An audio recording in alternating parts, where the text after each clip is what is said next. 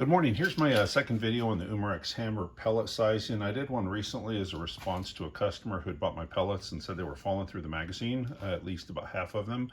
And started doing some looking, went and bought a Umarex Hammer magazine and pellets, and all of that led to the first video. And if you remember, on the first video, I tested some of my pellets and they were falling right through.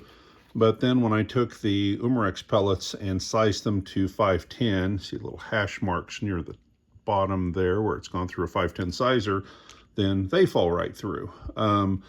So that led me to figure out that the magazine itself was larger than 510. I've also been in contact with a customer back and forth over the same thing. And my first thing I wanted to do was fix the problem. If you remember, these hollow points were falling right through. They didn't even touch the sides and they were falling right through. Now they're staying in there, and it was simple enough to do. All I did is I sized them out 5'11", and by sizing them 5'11", they fit. Now, initial thought is, well, what if they don't fit the gun? They're gonna fit the gun, and I'll explain that in a second of just how sure I am they're gonna fit the gun. First off, I'll go ahead and jump ahead. The same person who's been helping me online about this took his micrometer and mic'd out his magazines and the pellets, and he mic'd out 6 of the 350 grain Umarex pellets, and the average size on those were 0.513. Not 510s, not 511s, 513s. So these 511s that I've sized for fit, so they won't fall out of the magazine, aren't going to create any sort of problem.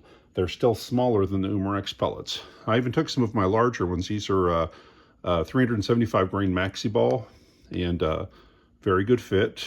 They go right in. Right now they're pressing up against that other pellet, pressing those out. So again, these pellets are not falling out anymore. They're staying in the magazine until they get shot. The information that fellow gave me was real good information, and in one case, kind of problematic.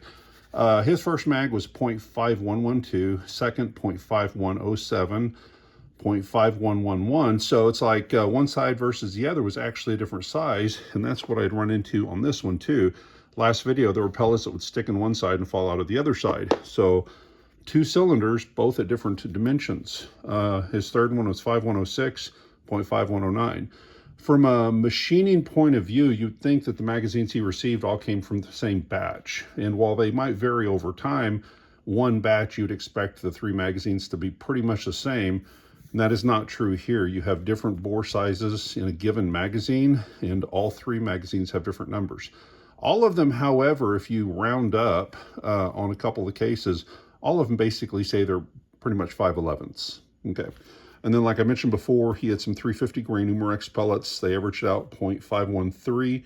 So again, if the product you're getting from Umarex is 513, my pellet sized 511 for Umarex.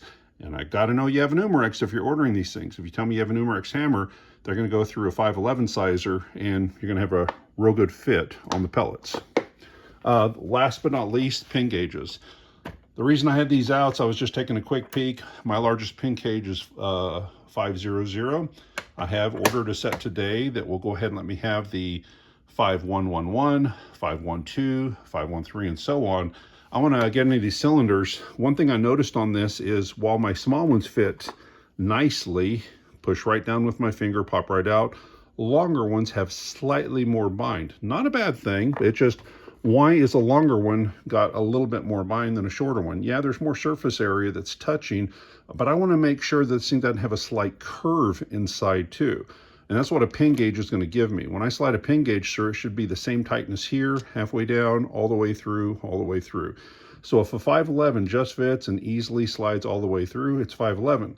If a 511 goes in and it kind of jams about halfway, that's a whole new issue. So if I get the pin gauges in and they tell me something new, there'll be a third video. Otherwise, I guess I've probably beaten this subject to death. So again, I hope you have a great day. If you do have an Umarex hammer and end up wanting to try some of my ammo, just let me know you've got an Umarex, and I'll make sure to size it out 511 so it will not fall out of the mag. All right. Y'all have a great day. Bye-bye.